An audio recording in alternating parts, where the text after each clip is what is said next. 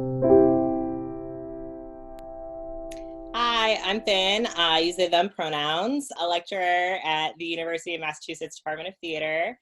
Um, Fun fact about me, I've spent most of my quarantine writing and reading fan fiction and doing paint by numbers.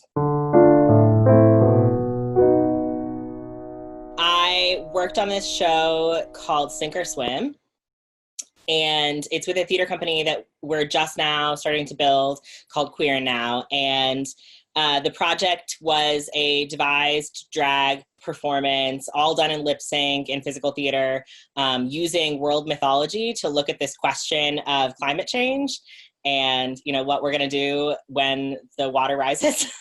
And that it was an incredible experience, and we got to work on it over the course of about 18 months before our first production, and then another 6 months before our second production. So it was like a long-term process that was really cool.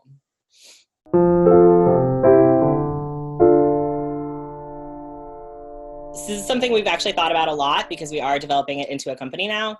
And our primary goal and mission is to make it unapologetically queer, body positive, POC positive, very much about the people and the identities in the space. And there's a lot of tendency right now to shy away from politics in theater, but also shying away from actually acting on politics in this space that we're purporting on stage. And I think that's been a critical, central focus for us. I also think the long-term part of it has been key, letting it percolate, letting it breathe, doing long-term theater. And then I also really like that we live in a non-hierarchical model. We all engage in all aspects of the show. We all jump in and give each other feedback and Liz Lerman critique, and everybody pitches in, and I love that. There's no sort of the buck stops here person. We're all on a team.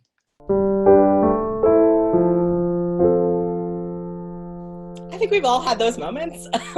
There was a very particular moment, though, where I was in my car crying over a production and discovered that two of my colleagues on the production were also in cars in different parts of the campus crying because of the production. And so for me, this production really, it was a new play festival type project. And it really fell apart because there was so much competition, antagonism, distrust of one another, lack of communication. It just ended up being such a disastrous process that it didn't even matter that the product was pretty.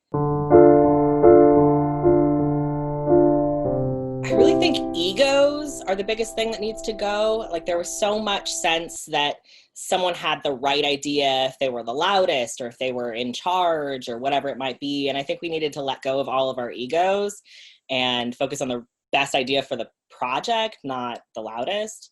Just a real struggle.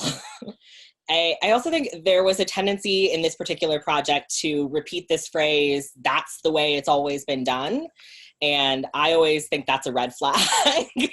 If we're doing something because, tradition, that's not a good reason to do something. And it definitely wasn't best practices. So I want to throw that away and re-examine all the practices we're using. And then I also think, distrust or fear of failure or fear that someone else is going to mess up kept a lot of us from being able to take risks and make choices. And I think we need to let go of some of that fear.